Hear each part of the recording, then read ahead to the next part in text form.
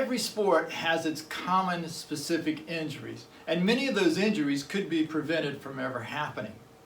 The key here is to know what are those common injuries and how to properly prepare your body to either prevent totally or limit your risk of those injuries ever happening.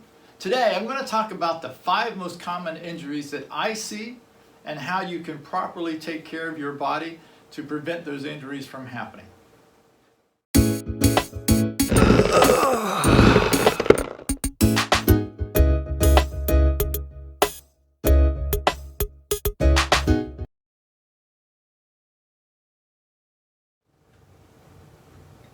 Welcome back to the Muscle Repair Shop. My name is Butch Phelps. I'm a functional massage therapist, and today I want to talk about the 5 most common sports injuries I see and what you can do to prevent those injuries from happening.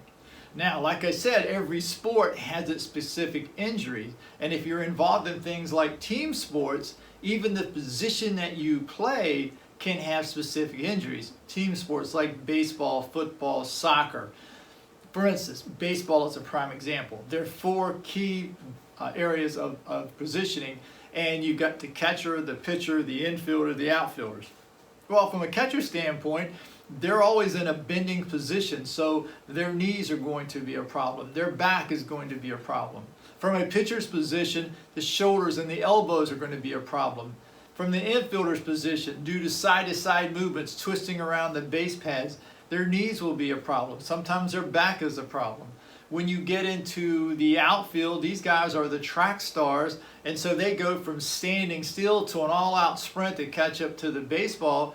So the quads, the front of their thighs, or the hamstrings and the calves on the backside are going to create problems for them in their knees, hips, and back. So as you can see, each position has its own set of issues.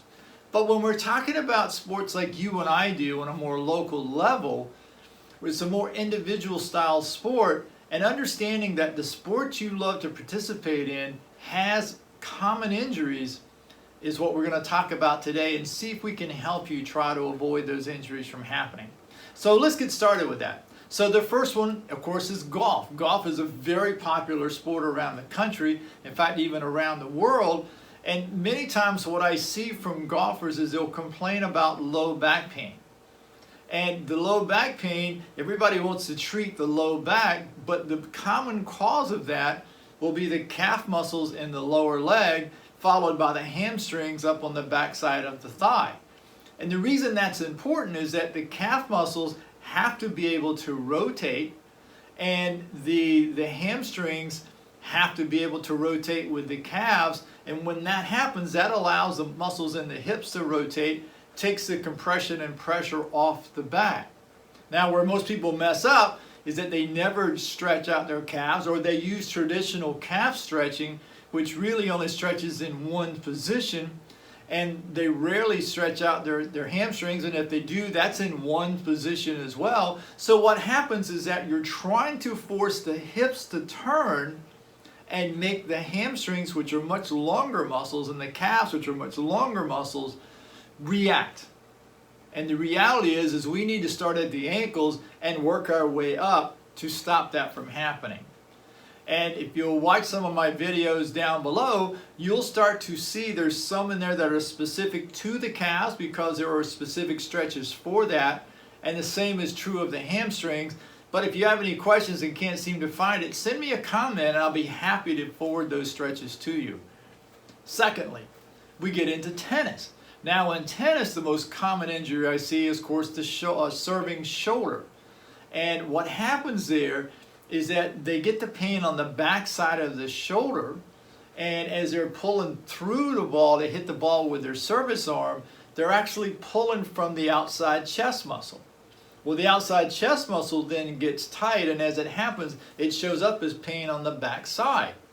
What we want to do is stretch out the outside chest muscle here to make that open back up, but it frees up the backside of the shoulder so that as you come up and come over your body hitting the tennis ball, you can generate more power because this will allow the arm to come back farther as you come through the ball.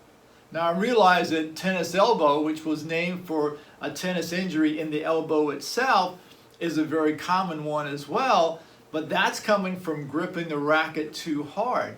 All of these muscles, in fact, the last video that I put out, you can go back and see, and it was very clear on specifics about tennis elbow, but the gripping, as you can see, the forearm muscles here are tightened, and that causes the pain on the outside of the elbow up here. So those are two easy ones to fix, but again, if you have a tough time finding those stretches, send me a comment down below, and I'll be happy to send those to you. From a running standpoint, most people will tell you running is bad for your knees. And that is a very common injury with a runner, are their knees. And many times they blame it on the pounding on the pavement as they're running. The cause of that has a lot to do with the shoes that they wear. And the shoes that the runners are put into to wear have arch supports and heel supports and thick soles for comfort. And while the idea is great, what it does is it prevents the foot from bending, it prevents the arches from working, and so what happens is that now the pounding is being absorbed by the knee, which was never designed to do that. And again, I do have videos on that on this site, so you can search those out, and if you have a tough time finding it, send me a comment and I'll help you with that as well.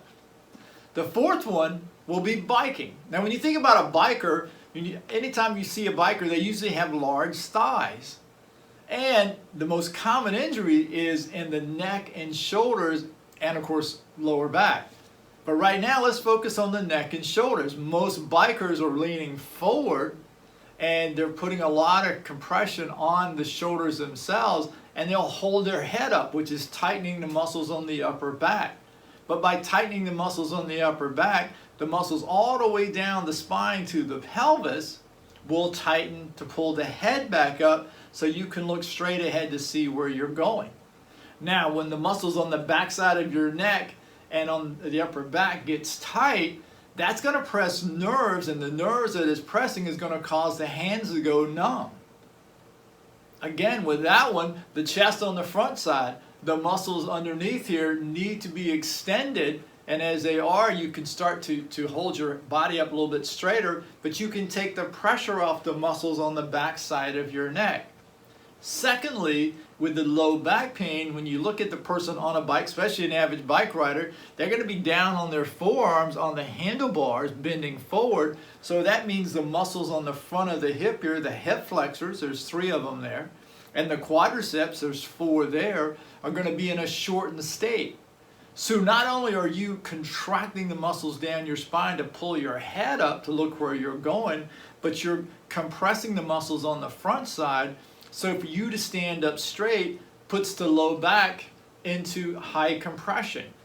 So you're getting sort of a double whammy here with the low back and the back of the neck. And the 5th thing today I want to talk about is walking.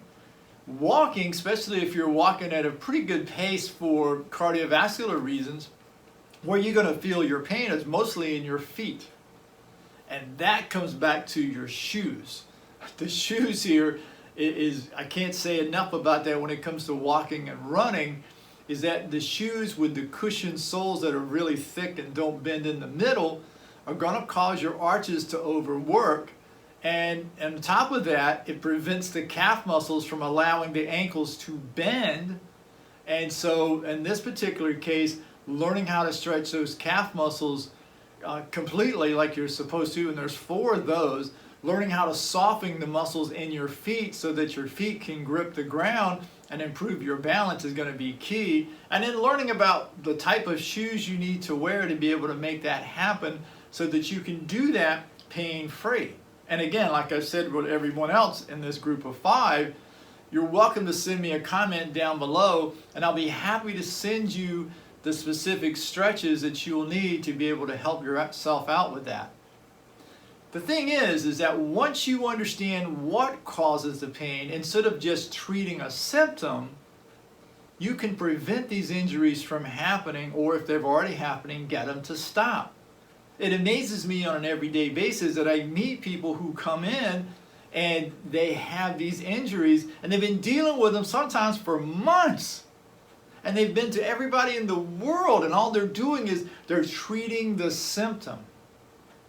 But when you understand what causes a symptom to happen and you treat the cause, you can get the pain to stop, and in many cases it never comes back. Now here's the caveat.